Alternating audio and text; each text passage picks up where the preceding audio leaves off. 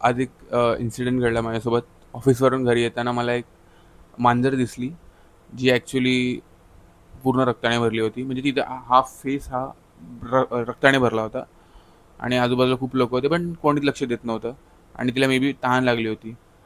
So माझ्याकडे पाणी तर नव्हतं, पण मी तिच्यासाठी कॅट फूड आणलं. परत त्या जागेवर गेलो, पण मला तिथे दिसली नाही ती. सो मी तिला शोधलं आणि कॅट फूड दिलं.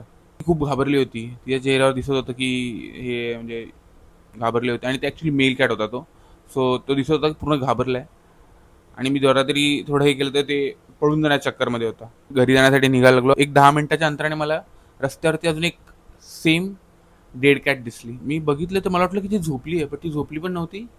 मेलेली मांजर होती आणि तिच्या डोळ्यातनं पाणी बाहेर येत होतं आणि जीभ बाहेर होती. सो मला बघून हेच वाटतं की प्राण्यांचे खूप हाल होत आहे आणि आपण रस्त्यावरती कुठूनही चालताना वगैरे आपल्याला कोणीही काही दिसलं तर ॲटलिस्ट त्याला आपण थोडीशी हेल्प करू शकतो ॲज अ ह्युमन बिंग. माणसाने माणसाला तर हेल्प नाही करत आहे, बट माणसाने प्राण्यांना तरी हेल्प केली पाहिजे असं मला वाटतं.